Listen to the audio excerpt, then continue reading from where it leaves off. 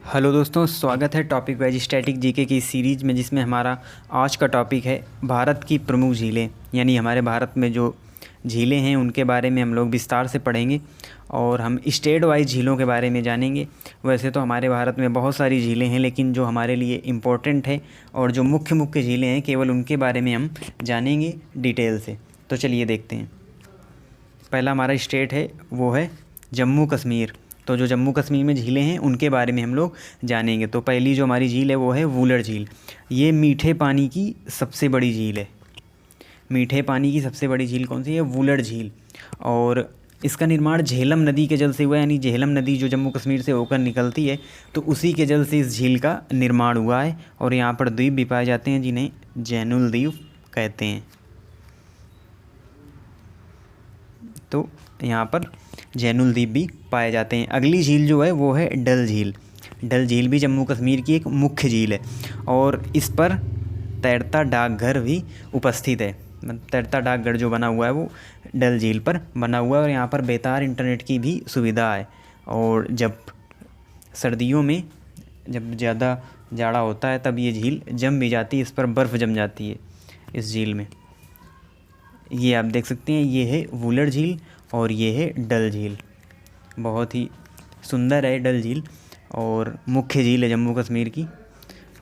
और जम्मू कश्मीर की अन्य झीलों में है वेरीनाग, शेषनाग, अनंतनाग और कई सारी झीलें जम्मू कश्मीर में हैं।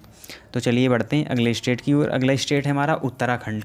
उत्तराखंड में देवताल, खुरपाताल, नैनीताल, सात ताल, राकसताल, ऐसी बहुत सारी झीलें उपस्थित हैं उत्तराखंड में। तो जो आपको याद रखना है, ताल से रिलेटेड जो झीलें हैं वो सभी उत्तराखंड में हैं, केवल छोड़कर चंद्रताल और सूरजताल को छोड़कर। क्योंकि जो चंद्रताल सूरजताल झीलें हैं ये हिमाचल प्रदेश में हैं, अभी हम आगे पढ़ेंगे।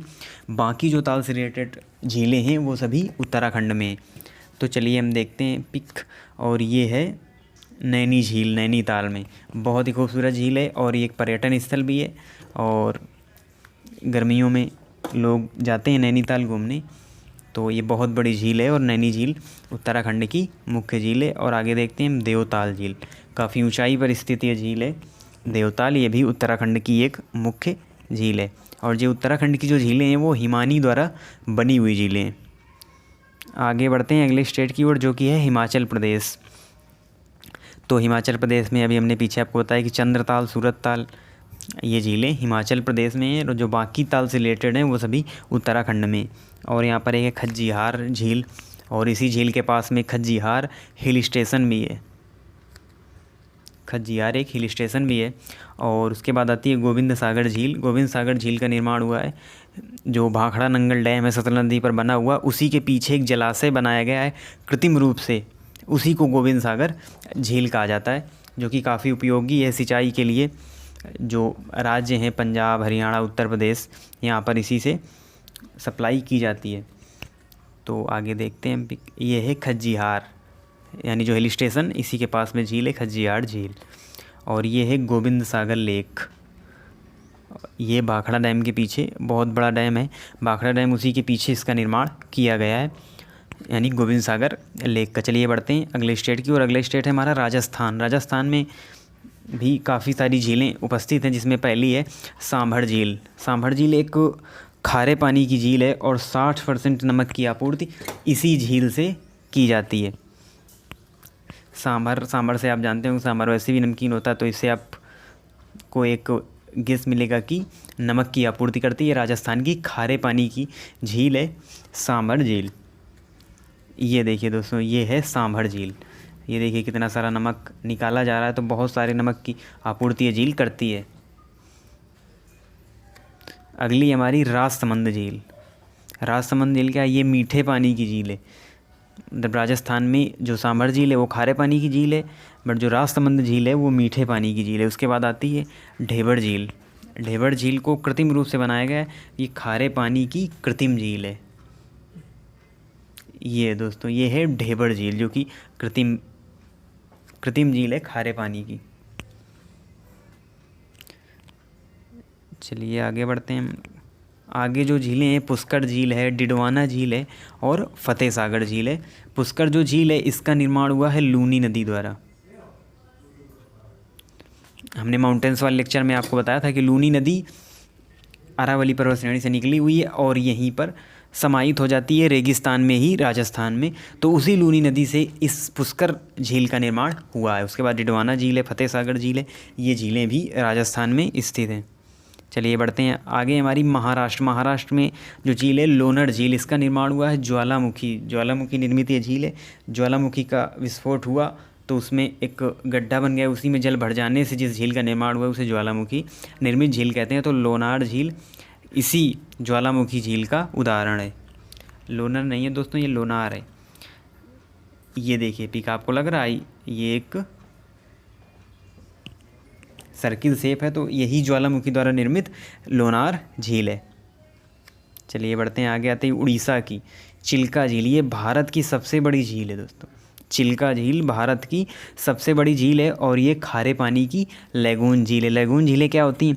जब समुद्री जल का कुछ भाग अलग होकर एक जगह इकट्ठा हो जाता है तो उसको लैगून झील कहते हैं।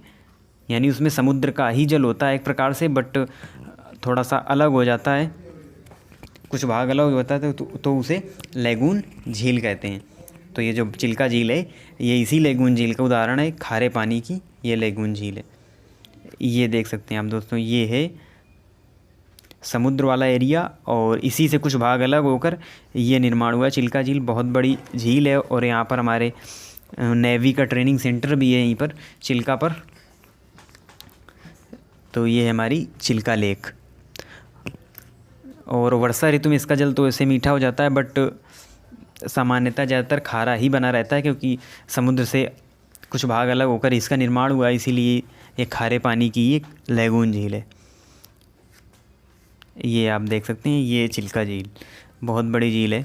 उसके बाद आती है सिक्किम में जो झीलें हैं, तो सिक्किम में चोलामू झील, ये सबसे अधिक ऊंचाई पर स्थित झील है। यानी सबसे ऊंचाई पर स्थित झील कौन सी है? चोलामू। ये आप देख सकते हैं सबसे ऊंचाई पर स्थित है और सिक्किम में पड़ती है। सबसे ऊंची में चोलामू झील, ये देखिए दोस्तों पहाड़ों से घिरी हुई चोलामू झील सबसे ऊंचाई पर स्थित झील है। 5330 मीटर, 5330 मीटर की ऊंचाई पर स्थित ये झील है। आगे बढ़ते हैं मणिपुर में आती है लोकटक झील। लोकटक झील क्या है? पूर्वोत्तर की सबसे बड़ी मीठे पानी की झील है लोकटक झील। दोस्तों आपको याद रखना है, पूर्वोत्तर की जब बात करें तब सबसे बड़ी मीठे पानी की झील लोकटक झील है। वैसे सबसे बड़ी मीठे पानी की झील वुलर झील है जो कि जम्मू कश्मीर में है, हम लोगों ने पीछे पढ़ा भी। और यहाँ पर तैरते हुए द्वीप पाए जाते हैं, मतलब इस झील में काफ़ी सारे द्वीप हैं जहाँ पर लोगों का निवास स्थान भी है। आप ये देख सकते हैं, ये उसी झील में स्थित द्वीप हैं जिन पर लोगों ने घर बना रखे हैं और यहीं पर वो व्यवसाय भी करते हैं। तो और यहीं पर देश का पहला तैरता हुआ उद्यान केबुल लामजाओ इसी झील पर बना हुआ है। बहुत इंपॉर्टेंट क्वेश्चन है दोस्तों, तैरता हुआ उद्यान यानी तैरता हुआ नेशनल पार्क किस झील पर स्थित है? लोकटक झील पर। उसका नाम क्या है? केबुल लामजाओ।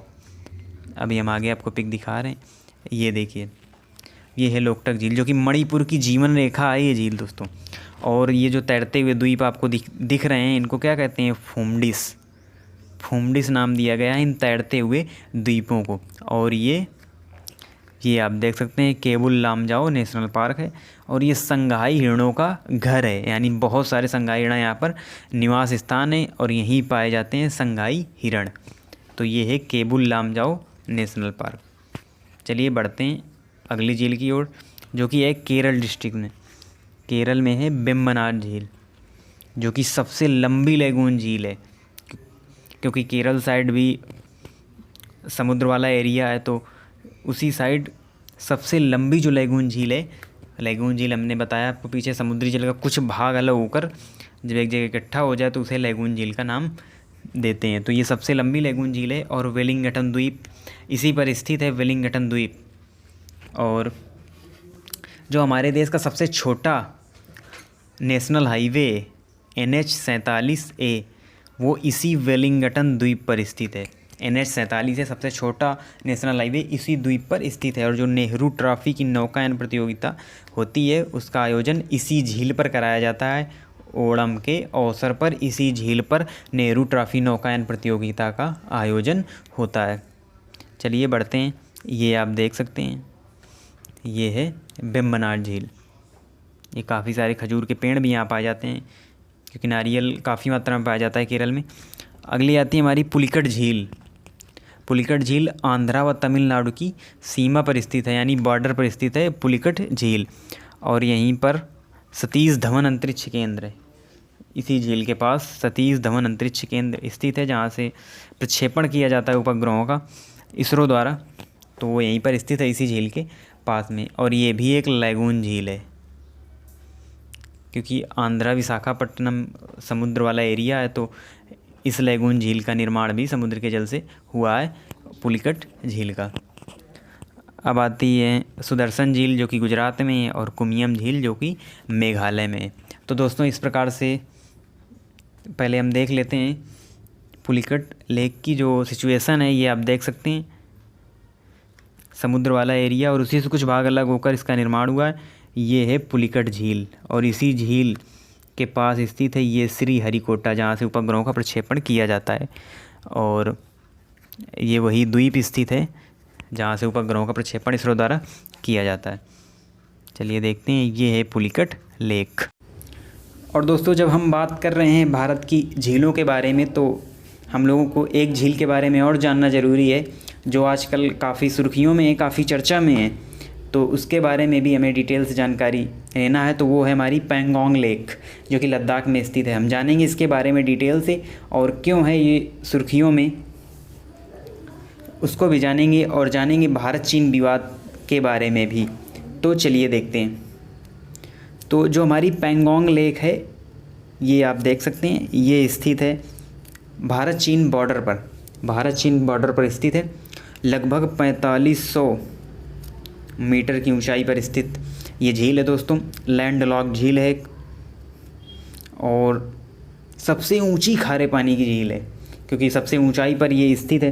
4500 मीटर की ऊंचाई पर ये स्थित है, सबसे ऊंची खारे पानी की झील। और सर्दी के मौसम में इसका पानी जम जाता है पूरी तरीके से, ये आप देख सकते हैं। और ये है इसका सैटेलाइट व्यू, ये आप देख सकते हैं, ये पूरी है पैंगोंग झील, ये देख सकते हैं। और काफ़ी फिल्मों की शूटिंग भी यहाँ पर हुई है। और इसका 1/3 भाग भारत के पक्ष में आता है, और 2/3 चाइना के।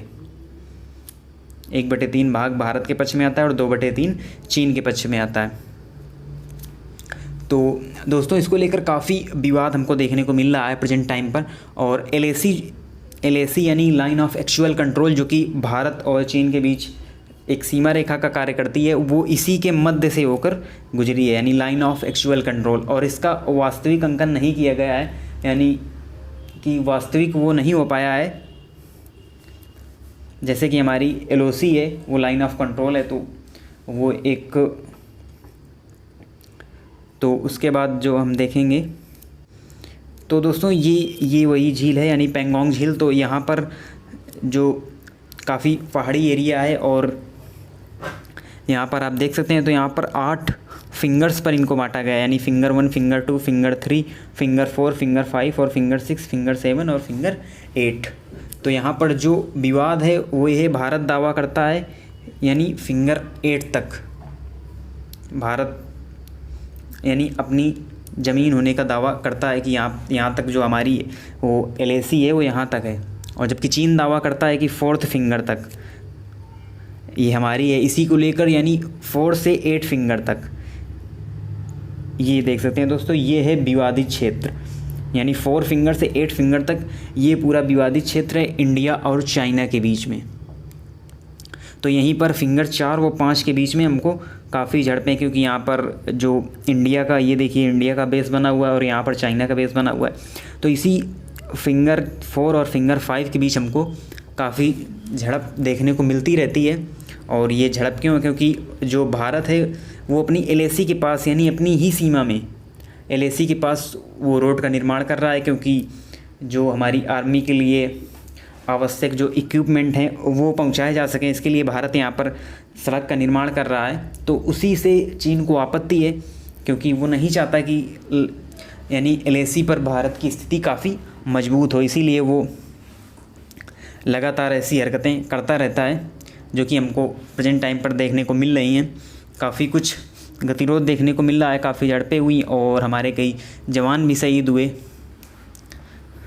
इसमें हमने देखा कि गलवान घाटी में अभी हाल ही में काफ़ी कुछ विवाद हुआ इंडिया की आर्मी और चाइना की आर्मी के बीच, तो काफ़ी जवान भी इसमें शहीद हुए। तो यही वो विवादित क्षेत्र है जहाँ पर काफ़ी गतिरोध देखने को मिल रहा है, तो इसीलिए ये झील सुर्खियों में आई।